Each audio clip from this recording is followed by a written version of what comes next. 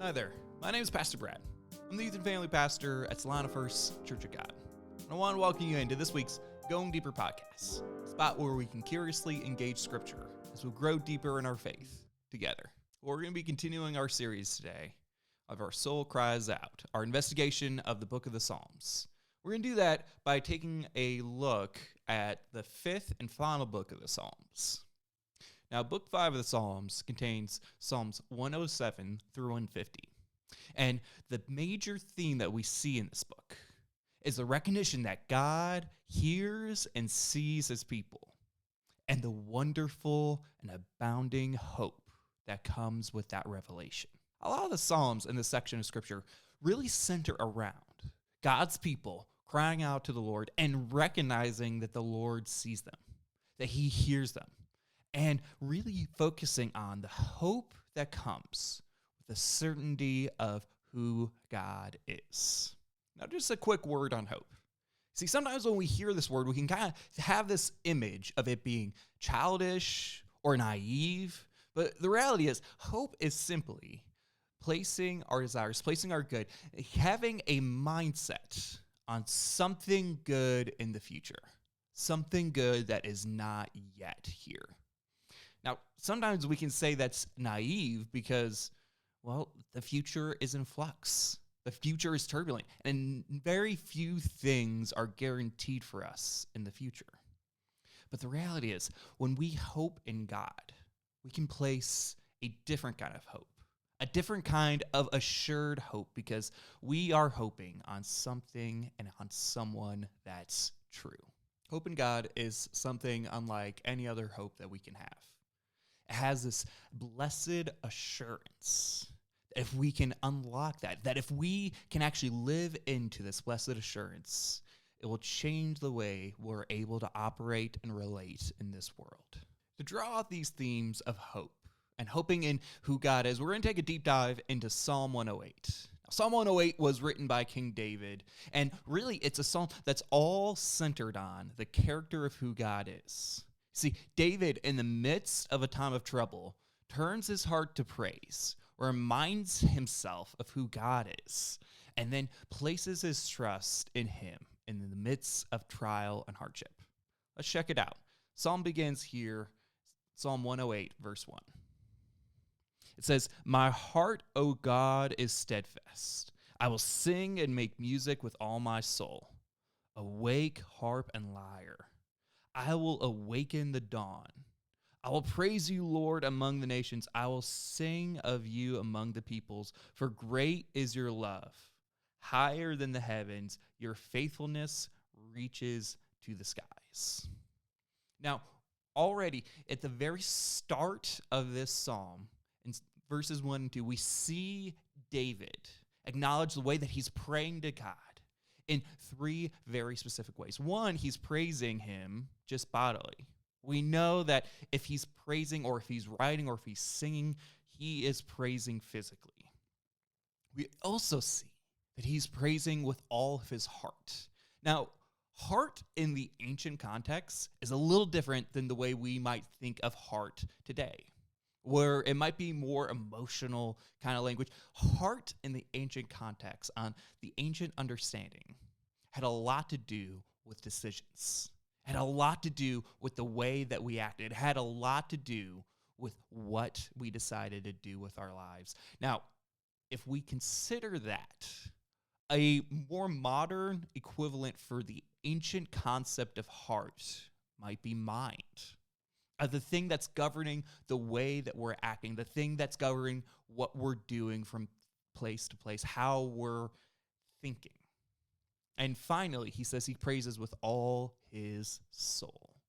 And I point these three out because he is essentially praising God with all that he is. He's praising him with his body. He's praising him with the ancient equivalent heart, which is our mind. And he's praising him with a soul. Body, mind, and soul. He is praising to God. Now, the second half of this section kind of reveals why he's praising God with body, mind, and soul, why he's giving so much praise to this figure of who God is. And the two qualities that David keys in on is that God is love and God is faithful. Now, this word love is translated from the Hebrew word hesed.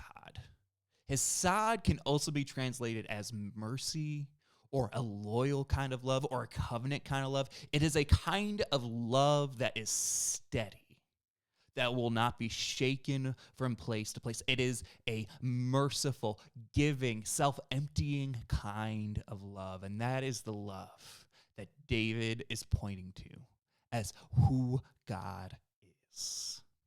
Now, his second characteristic might be a little confusing for us if we think about it. He says that God is faithful. Now, typically we kind of think of this idea of faith, of faithfulness, as something that we can be to God, that we can be loyal to God, that we can be devoted to God, that we can be adhering to God's ways. But it's interesting to think of God being faithful. What that essentially is saying is that God is true, that he's loyal, that what he says he's going to do, he will do. You see, David is pointing towards this kind of merciful, loving God, and this kind of God that will say what he means, that what he says is true, and what a glorious combination those two qualities are, and truly worthy of praise. Now, certainly both of these qualities key us into why we might be able to have a different kind of hope when we consider our hope in God. Our text is going to continue here in verse 5, where it says, "Be exalted, O God, above the heavens, let your glory be over all the earth. Save us and help us with your right hand, so that those you love may be delivered." Now, if you were just reading this for the first time, you probably wouldn't pick up on the fact that David is actually in trouble, that he's facing trial or hardship, because he's just so focused on praise of who God is at the start. We can kind of miss this part where he is saying, like, no, I actually need your help. Deliver me, oh God.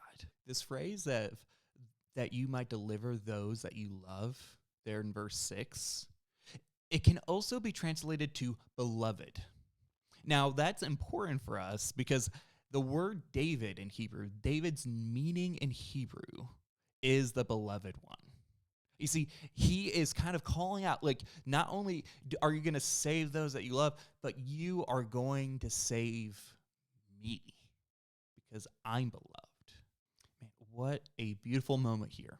As David is asking for help, he reminds God. But even more than that, I think even more importantly than that, he reminds himself of who he is, that he is beloved. What a beautiful lesson for us, that as we face trials, as we face hardship, and as we're praying to the Lord for salvation, as we're praying for him for help, that we can be reminded that I pray to you as a beloved child.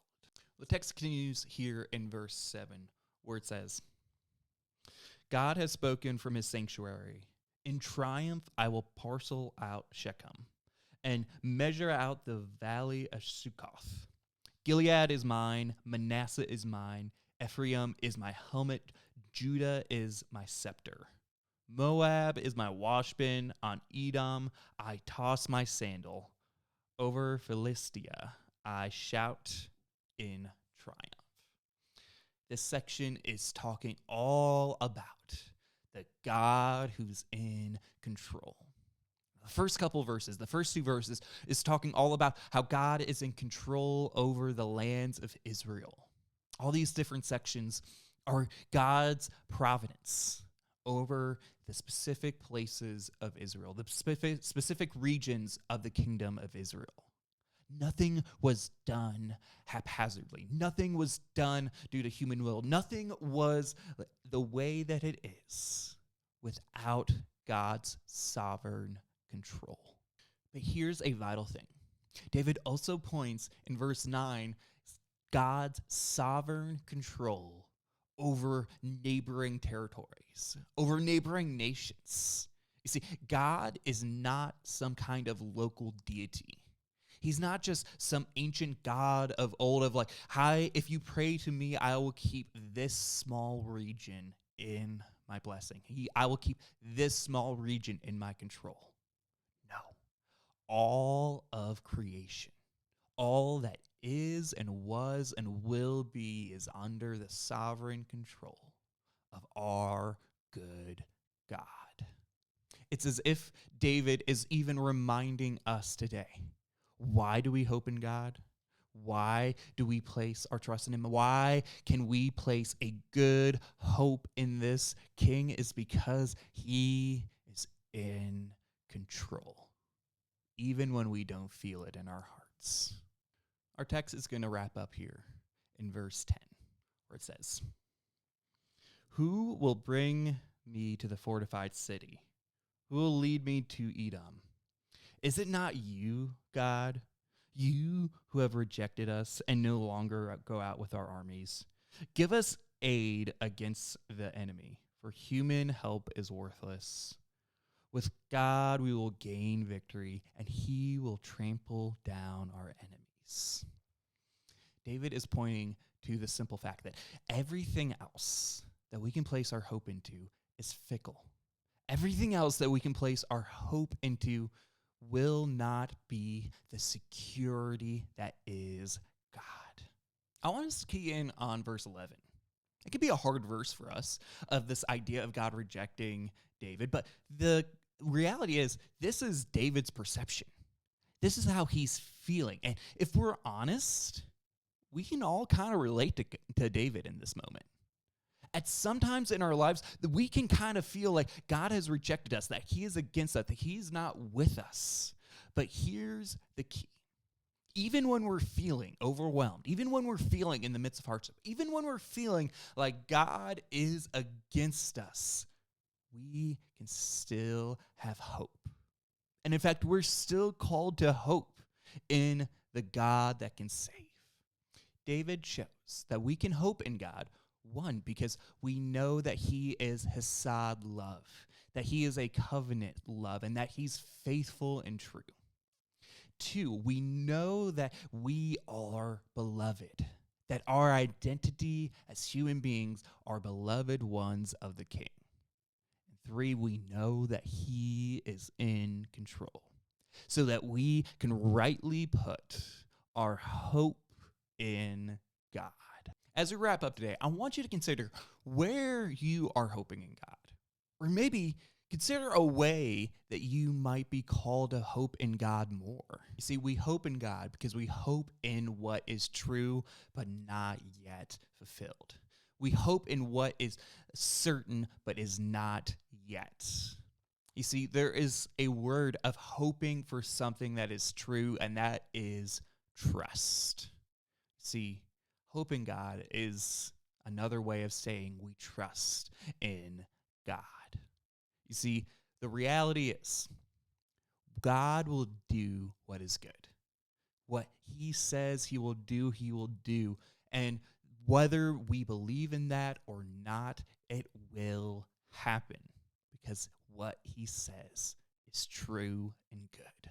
The question is not whether or not God will do what is good. The question is always whether or not we will learn to trust him in the in-between moments. Well, that's all we got for this week. Next week, we will be concluding our series in the Psalms with Psalm 150. We're going to be looking at the concluding psalm of the entire book of the Psalms. And we're going to kind of recap what we've been talking about as kind of a final podcast for this series. And if you want to hear more about Psalm 108 and Book 5 of the Psalms, I invite you to come to our Going Deeper Bible study.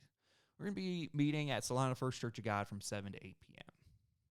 Friends, I hope that this message has met you in a good spot today. I hope that you can take this word with you and let it transform you and grow you in some way. Now, wherever you're at, wherever you find yourself in your spiritual journey, I wanted to thank you for coming in and growing a little deeper together. I pray that no matter where you're at, whatever you may be facing, that you might find the Lord's peace and blessings.